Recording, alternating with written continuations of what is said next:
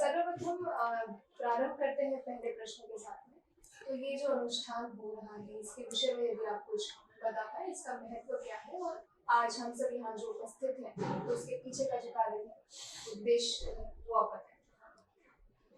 ये हम जो है हम कड़ी पीठ से बिलोंग करते हैं, श्री विद्या राजराजेश्वरी कड़ी। इसकी स्थापना देवी बा ने और ये जो वार्षिक उत्सव है इसमें अलग अलग कल्पों के विधान लिए जाते हैं हर साल, और एक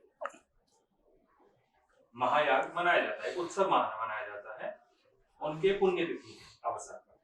तो इसमें क्या होता है कि हमारे जो संप्रदाय के जो विभिन्न शिष्य हैं, इट्स काइंड ऑफ ए देवीबा ने प्रतिष्ठा की थी, देवीबा की सुपुत्री ने यहाँ पे इनहेरिट किया।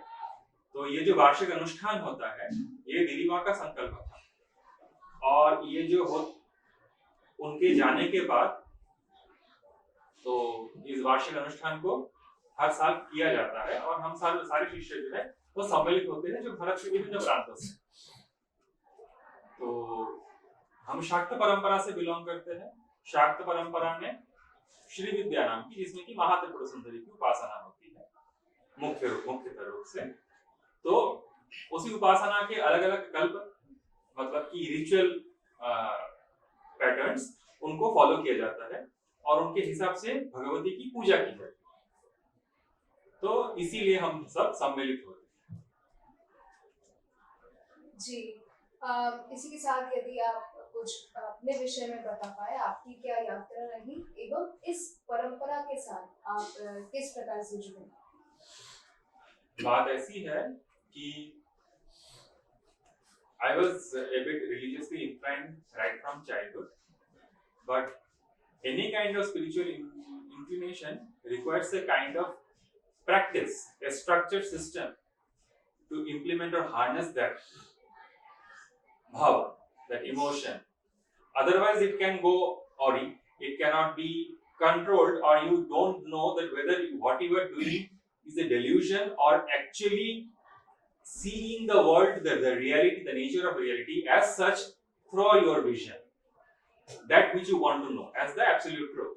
That requires a particular structure.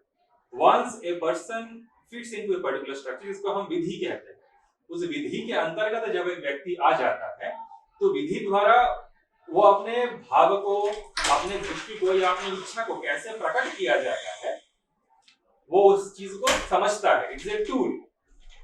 तो वो टूल जब तक वो ठीक से he becomes an adept in a tool, after that he is free to think in his own way, but first he should learn to think in a particular structure, in a particular discipline.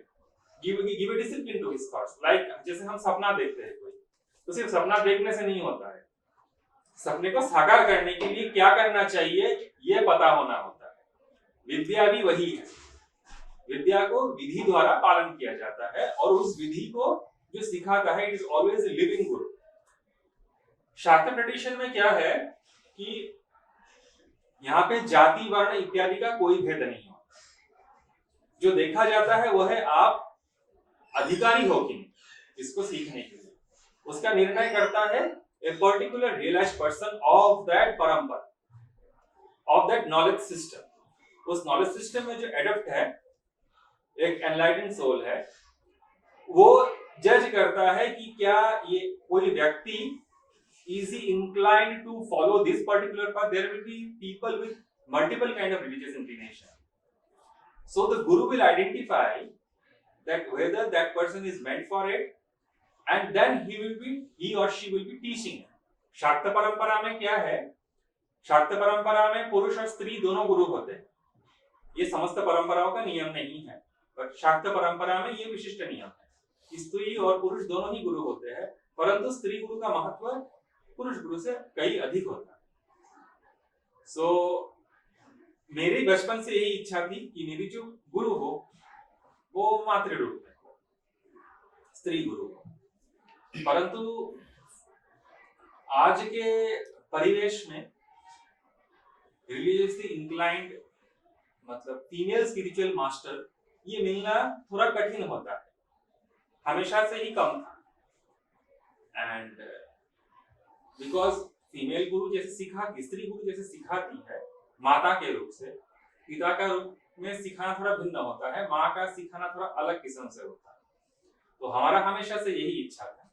So when I went to my first spiritual master, I told him about that I want to meet my guru in the form of a lady. He said that it will happen. If you follow my instruction, it will happen. I followed his instruction, and after a few years, she came. मैं कामाख्या में रहता हूँ, तो ये कामाख्या आई, और कामाख्या में आके मैंने इनको 3 दिन 4 दिन ऐसे मैं इनके साथ रहा था, और फिर she decided that he is a kind of person who can be graced, who can be tested for a while, that whether he is fit for it. और फिर उन्होंने मुझ पे कृपा की. That is how I came in contact with this parampara. It is at my own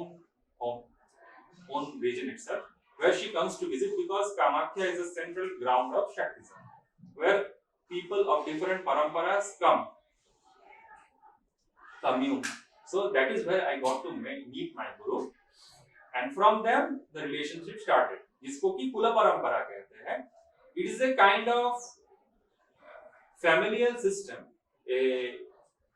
जैसे आपका अपने रिश्तेदारों के साथ होता है, कुल परंपरा का भी ऐसा ही नियम है कि आपके गुरु आपके माता पिता बन जाते हैं, आपके गुरु के शिष्य आपके भाई भ्राता भगिनी बन जाते हैं.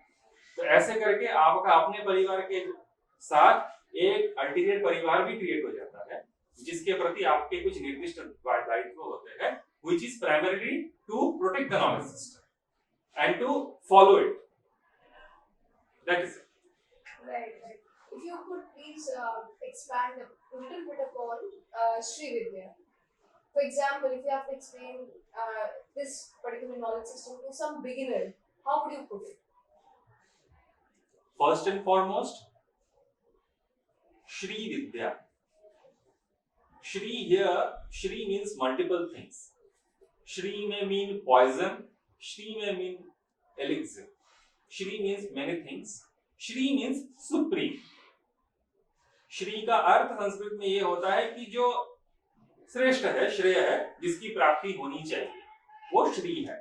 तो जिस विद्या के साथ श्री जुड़ जाए उसको, विद्या मतलब नॉलेज सिस्टम, श्री मतलब उसकी उपाधि. तो इस नॉलेज सिस्टम की उपाधि श्री है, that explains the nature of the vidya. तो वो श्री विद्या है. श्री मीन्स सुप्रीम, जिसको जो प्राप्ति करने योग्य है as the ultimate goal, as the ultimate human achievement, उसको श्री विद्या कहते हैं. श्री विद्या के अंतर्गत जिनकी उपासना होती है, जो एक सिस्टम की, एक शक्ति सिस्टम बोलिए, किसी कोई सिस्टम बोलिए, उसके एक पैटर्न डेटी होते हैं.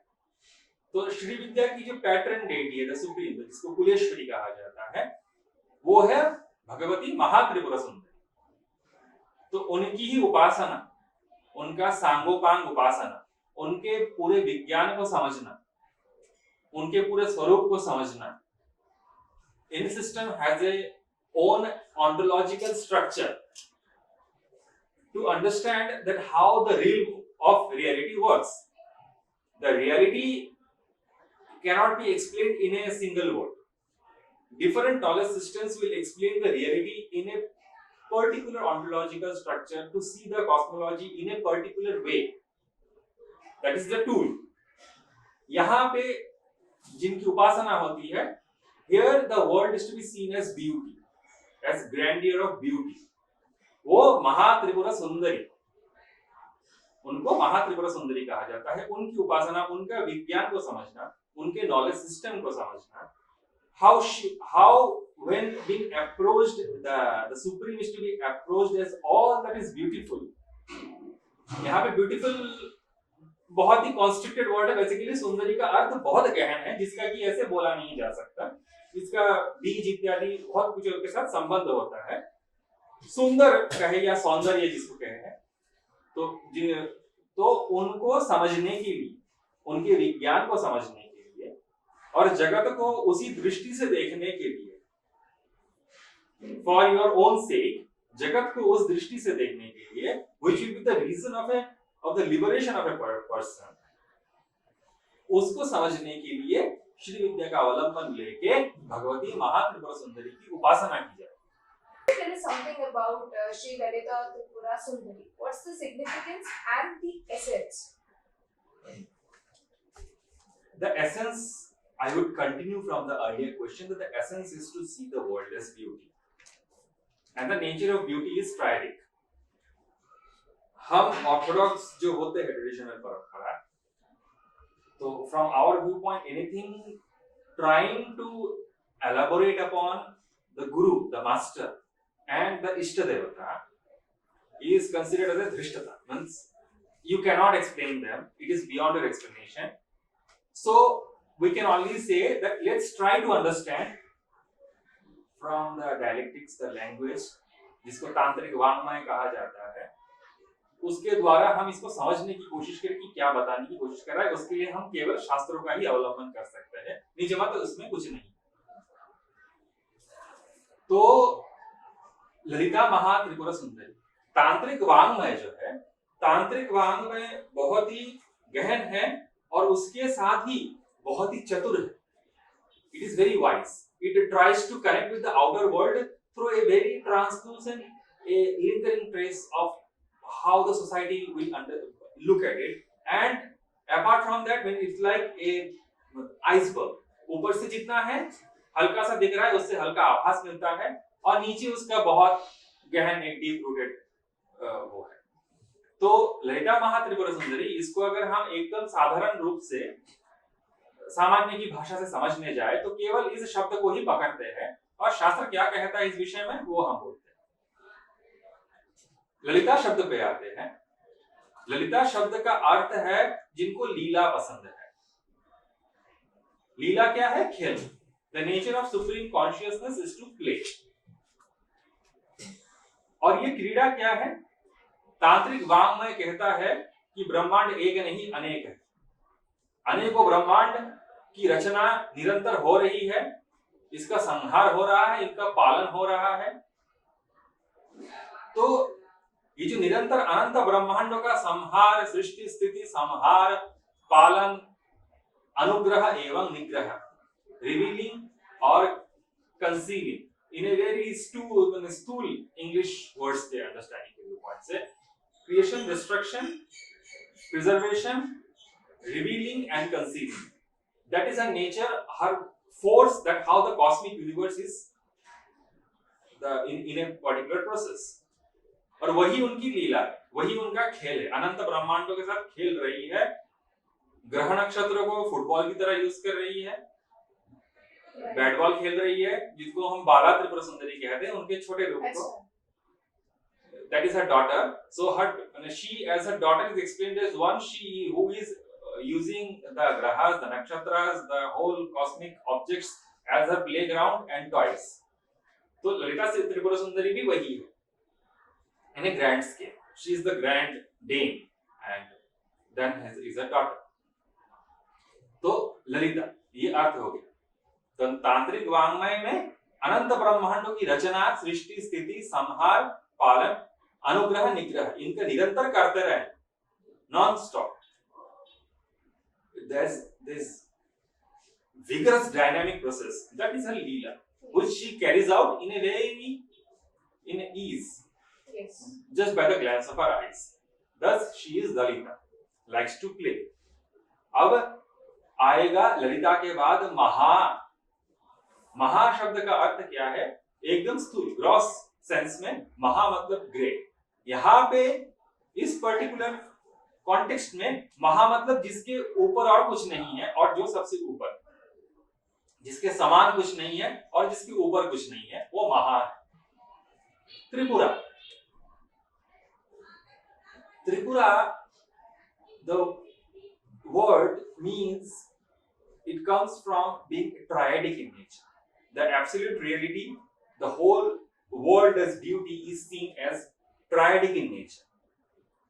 ये केवल इसका नहीं है, हमारे शास्त्र, हमारे वेद शास्त्र, पुराण शास्त्र, तंत्र शास्त्र, हर जगह में इस चीज का संकेत है कि जगत को त्रिरूप में देखा जाए। क्यों? क्योंकि reality can be explained bye in a very comprehensive viewpoint as being functioning in a triadic process. How is it? Let me explain. From the viewpoint of our own personal existence, we are sleeping. That is our state of deep sleep. Right. Then we are in a state of dream. After that, we are in a state of being completely awake. So called awake. तो उसको कहा जाता है सुषुप्ति, उसके बाद आता है स्वप्न, उसके बाद आता है जागृत अवस्था। तो क्या हुआ? हमारा एग्जिस्टेंशियल स्टेट भी ट्रायडिक है। Then the cosmic process is also triadic. So all these things being triadic in nature, it is called as three.